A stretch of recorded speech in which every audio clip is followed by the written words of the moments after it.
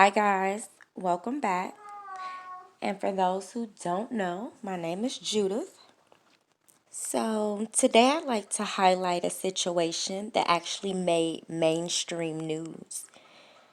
This incident was involving an Israelite man and his family. This is a little bit of an older story. It took place around 2010 in Durham, North Carolina. The man's name is Peter Lucas Moses Jr.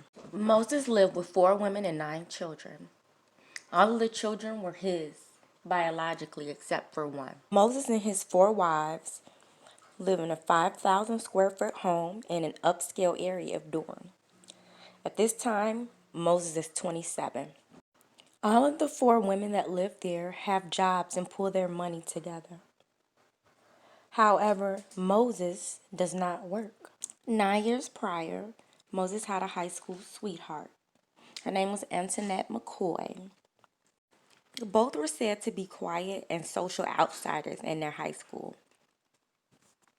Eventually, they had to separate after high school due to distance.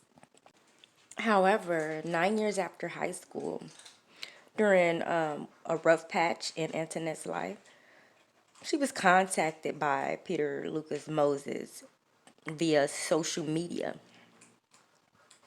They reconnected, started talking, and eventually Antoinette wanted to go visit him.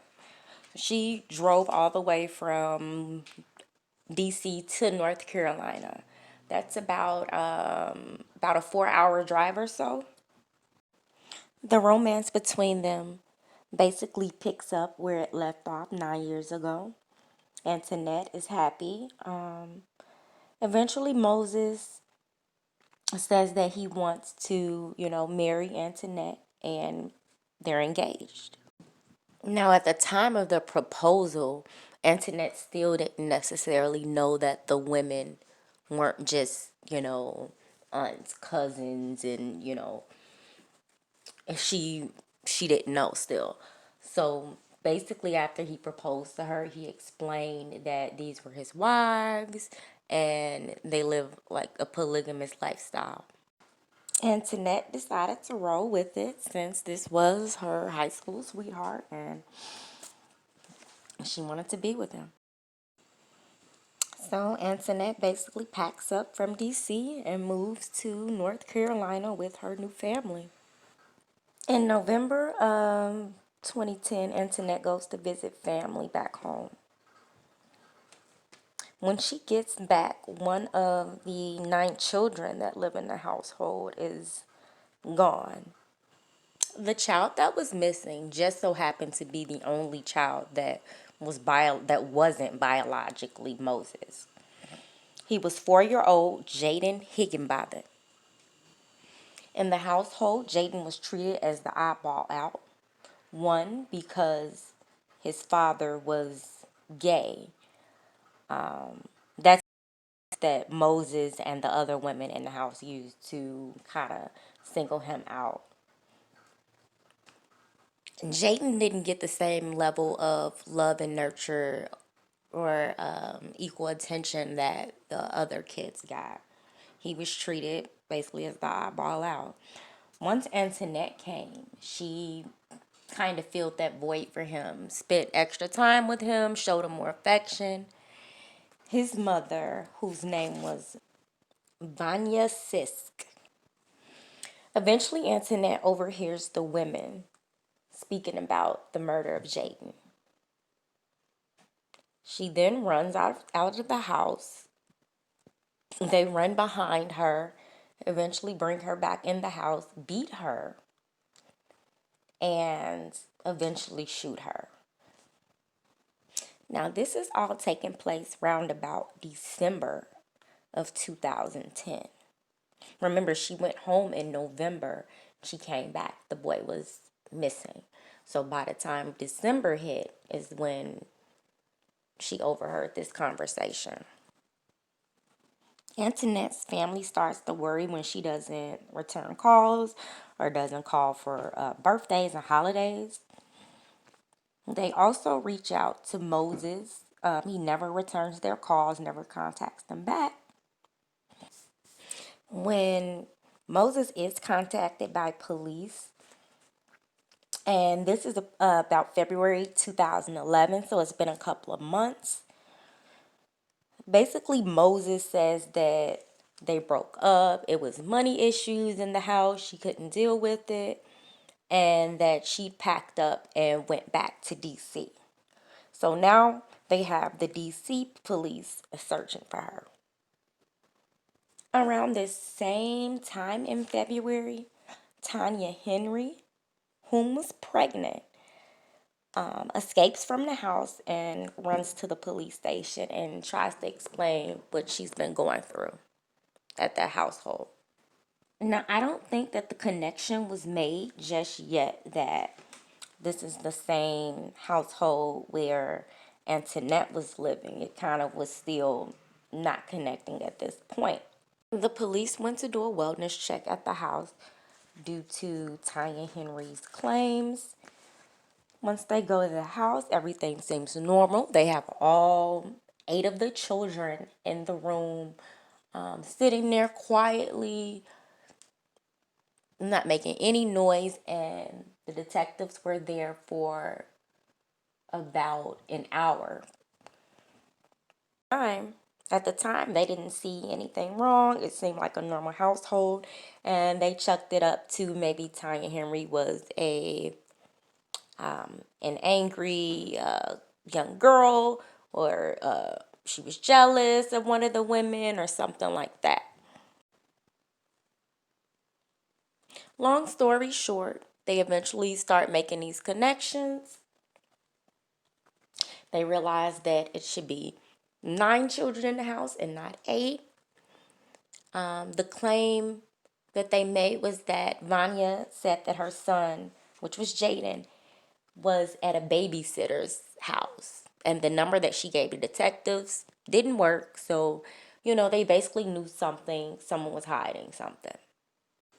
So, as of March 2011, a missing persons report is put out for Jaden. There's nobody, they don't know where he went. They're still saying he was at the babysitter's. Police asked various neighbors information about the house and the family. One lady says that she thought it was a home for bad girls, or people with mental illness or something, because she stated that back in December she did see someone running from the house and them grabbing her and dragging her back into the house. So then they make the connection that was Antoinette. So that's when, the jig's up. When mainstream media covers these stories, one of the things that I don't like is that basically these mainstream news TV sources or whatnot, they lump all the Hebrew Israelites in one group. Distinctions are never made when it comes to the mainstream media.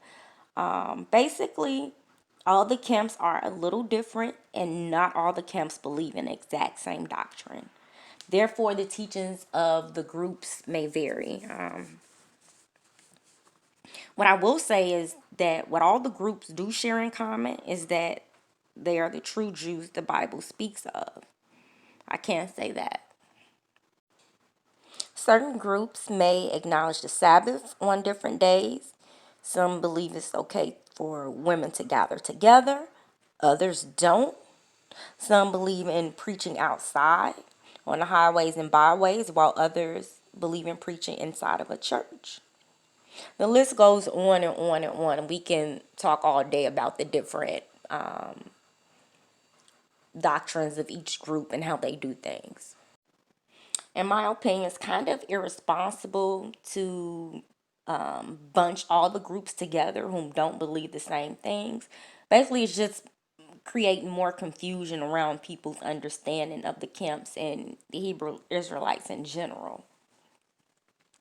I think this should be cleared up a bit, because in my opinion, some camps' rhetoric is worse than others. The group that Peter Lucas Moses Jr. was associated with was Great Millstone. Now, people don't like to acknowledge that, especially the Great Millstone Camp. But we all know what doctrine he followed. Now, I won't say that he followed the Great Millstone or GMS doctrine completely, because some of the things that they engaged in, Great Millstone did not teach. However, his main doctrine that he was going by was a lot of what they taught. Before going to jail, Moses had a lot of videos online where he basically preached a lot of the Great Millstone doctrine outside on the highways and byways, or just kind of sitting maybe in a living room teaching from the Bible and reading and posting it. Most of those videos have now been scraped from the internet once this whole trial and everything started. Great Millstone has always denied that Moses was not a part of their group and that he fell out of the truth. He wasn't in the camp, blah, blah, blah. But they knew him. They knew exactly who he was. They were familiar with him. And like I said, he followed their doctrine. He was a member. And they just don't want that heat. They don't want the heat. Now, clearly, Moses wasn't wrapped too tight. Yet and still, the way that they teach, the nasty things that they say, the vile things that they say, people. And this is just one of the many examples of how these cults ruin lives. Those children are, I'm sure, jacked up. Their parents, are behind bars. I don't know how long the women got, but I believe that Moses got like 2 life sentences or something. And there are many, many more stories to be shared. Yes, this is one of the more extreme, but people go through it with these groups. Therefore, be careful. Be careful when dealing with these groups.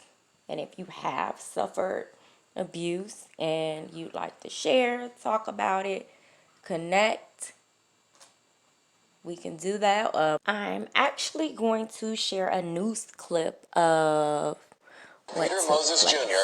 arraigned on new murder charges after the body of a 5-year-old boy is found in a Durham backyard. Good afternoon from the Raleigh Eyewitness News Center. I'm John Clark. And I'm Amber Repentant. Barbara Gibbs has the day off. The remains of Jaden Higginbotham were discovered yesterday in the same backyard where just a day earlier the body of a woman was also found. Authorities say both bodies are linked to the Black Hebrews cult. The suspected ringleader in court this morning to face the new charges. And Tamara Gibbs is live with all the breaking details. Tamara? Well, Amber, a confidential informant has already told police, according to court documents, that Peter Moses shot and killed Jaden Higginbotham in a fit of rage. And today in the courtroom here, he sat quietly while the charges were read. Mr. Moses did unlawfully, willfully, and feloniously, did of malice and afterthought, kill and murder Jaden Higginbotham. For the second time this week, Peter Moses, the alleged ringleader of a polygamous group, faces a judge on murder charges. He will be held at this point without bond until the state makes a decision as to whether they're going to proceed with this case capitally. Durham's district attorney has yet to announce whether Moses and 6 other murder suspects will face the possibility of the death penalty. Eyewitness News cameras were there as detectives shielded what are the remains of 5-year-old Jaden Higginbotham. The break in the case investigators have long waited for. Moses, along with his mother, brother, sister, and 3 other women, including Higginbotham's mother, are charged in connection with the murder of Antoinetta McCoy.